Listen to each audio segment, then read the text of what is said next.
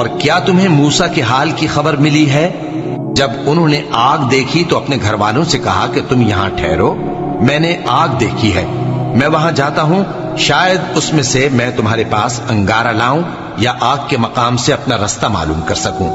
پھر جب وہ وہاں پہنچے تو آواز آئی کہ اے موسیٰ، میں تو تمہارا پروردگار ہوں، تو اپنے جوتے اتار دو، تم یہاں پاک میدان یعنی طویٰ میں ہو، اور میں نے تم کو منتخب کر لیا ہے، تو جو حکم دیا جائے اسے سنو، بے شک میں ہی اللہ ہوں، میرے سوا کوئی معبود نہیں، تو میری عبادت کیا کرو اور میری یاد کے لیے نماز پڑھا کرو۔ قیامت یقیناً آنے والی ہے، میں چاہتا ہوں کہ اس کے وقت کو پوشیدہ رکھوں تاکہ ہر شخص جو کوشش کرے اس کا بدلہ پائے، تو جو شخص اس پر ایمان نہیں رکھتا اور اپنی خواہش کے پیچھے چلتا ہے کہیں تم کو اس کے یقین سے روک نہ دے، تو اس صورت میں تم ہلاک ہو جاؤ۔ اور اے موسیٰ، یہ تمہارے داہنے ہاتھ میں کیا ہے؟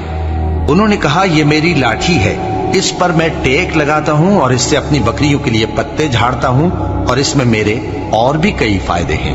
فرمایا کہ موسیٰ اسے زمین پر ڈال دو، تو انہوں نے اس کو ڈال دیا اور وہ یکا یک سانپ بن کر دوڑنے لگا۔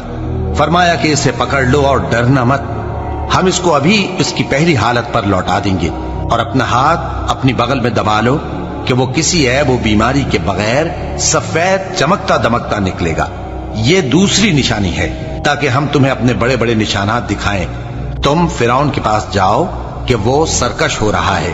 کہا اے میرے پروردگار، اس کام کے لیے میرا سینہ کھول دے اور میرا کام آسان کر دے، اور میری زبان کی گرہ کھول دے تاکہ وہ میری بات سمجھ لے، اور میرے گھر والوں میں سے ایک کو میرا وزیر یعنی مددگار مقرر فرما، یعنی میرے بھائی ہارون کو، اس سے میری کمر کو مضبوط کر اور اسے میرے کام میں شریک کر، تاکہ ہم تیری بہت سی تسبیح کریں اور تجھے کثرت سے یاد کریں، تو ہم کو ہر حال میں دیکھ رہا ہے۔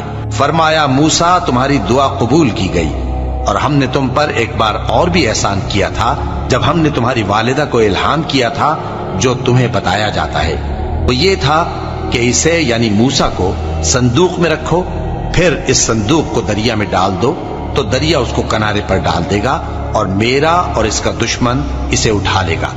اور موسیٰ، میں نے تم پر اپنی طرف سے محبت ڈال دی، اور اس لیے کہ تم میرے سامنے پرورش پاؤ۔ جب تمہاری بہن وہاں فرعون کے ہاں گئی اور کہنے لگی کہ میں تمہیں اس کا پتہ دوں جو اس کو پالے پوسے، تو اس طریق سے ہم نے تم کو تمہاری ماں کے پاس پہنچا دیا تاکہ ان کی آنکھیں ٹھنڈی ہوں اور وہ رنج نہ کریں۔ اور تم نے ایک شخص کو مار ڈالا تھا تو ہم نے تم کو غم سے نجات دی، اور ہم نے تمہاری کئی بار آزمائش کی، پھر تم کئی سال اہل مدین میں ٹھہرے رہے۔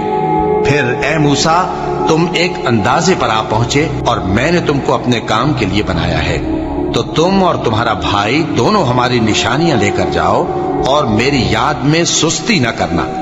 دونوں فرعون کے پاس جاؤ کہ وہ سرکش ہو رہا ہے، اور اس سے نرمی سے بات کرنا، شاید وہ غور کرے یا ڈر جائے۔ دونوں کہنے لگے کہ اے ہمارے پروردگار، ہمیں خوف ہے کہ وہ ہم پر زیادتی کرنے لگے یا زیادہ سرکش ہو جائے۔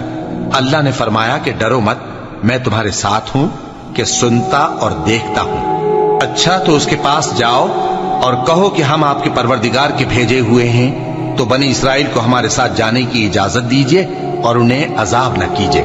ہم آپ کے پاس آپ کے پروردگار کی طرف سے نشانی لے کر آئے ہیں، اور جو ہدایت کی بات مانے اس کو سلامتی ہو۔ ہماری طرف یہ وحی آئی ہے کہ جو جھٹلائے اور منہ پھیرے اس کے لیے عذاب تیار ہے۔ غرض موسیٰ اور ہارون فرعون کے پاس گئے، اس نے کہا کہ موسیٰ، تمہارا پروردگار کون ہے؟ کہا کہ ہمارا پروردگار وہ ہے جس نے ہر چیز کو اس کی شکل و صورت بخشی، پھر راہ دکھائی۔ کہا تو پہلی قوموں کا کیا حال ہوا؟ فرمایا کہ ان کا علم میرے پروردگار کو ہے جو کتاب میں لکھا ہوا ہے۔ میرا پروردگار نہ چوکتا ہے نہ بھولتا ہے۔ وہ وہی تو ہے جس نے تم لوگوں کے لیے زمین کو فرش بنایا اور اس میں تمہارے لیے رستے بنا دیے اور آسمان سے پانی برسایا، پھر اس سے مختلف نباتات پیدا کی کہ خود بھی کھاؤ اور اپنے مویشیوں کو بھی چراؤ۔ بے شک ان باتوں میں عقل والوں کے لیے بہت سی نشانیاں ہیں۔ اسی زمین سے ہم نے تم کو پیدا کیا اور اسی میں ہم تمہیں لوٹائیں گے اور اسی سے ہم تمہیں دوسری دفعہ نکالیں گے۔ اور ہم نے فرعون کو اپنی سب نشانیاں دکھائیں مگر وہ تکذیب اور انکار ہی کرتا رہا۔ کہنے لگا کہ موسیٰ، کیا تم ہمارے پاس اس لیے آئے ہو کہ اپنے جادو کے زور سے ہمیں ہمارے ملک سے نکال دو؟ تو ہم بھی تمہارے مقابل ایسا ہی جادو لائیں گے، تو ہمارے اور اپنے درمیان ایک وقت مقرر کر لو کہ نہ تو ہم اس کے خلاف کریں اور نہ تم، اور یہ مقابلہ ایک ہموار میدان میں ہوگا۔ موسیٰ نے کہا کہ آپ کے لیے یوم زینت کا وعدہ ہے، اور یہ کہ لوگ اس روز دن چڑھے اکٹھے ہو جائیں۔ تو فرعون لوٹ گیا اور اپنے سامان جمع کر کے پھر آیا۔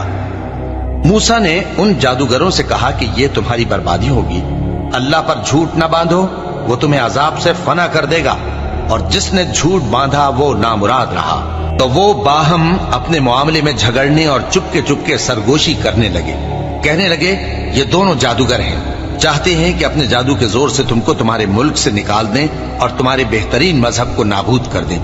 تو تم جادو کا سامان اکٹھا کر لو اور پھر قطار باندھ کر آؤ، آج جو غالب رہا وہی کامیاب ہوا۔ جادوگر بولے کہ موسیٰ، یا تو تم اپنی چیز ڈالو یا ہم اپنی چیزیں پہلے ڈالتے ہیں۔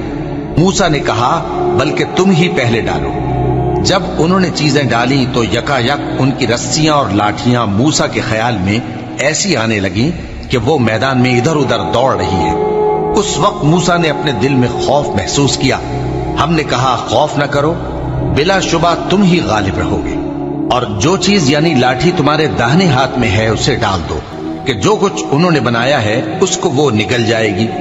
جو کچھ انہوں نے بنایا ہے یہ تو جادوگروں کے ہتھ کنڈے ہیں، اور جادوگر جہاں بھی جائے کامیاب نہیں ہوگا۔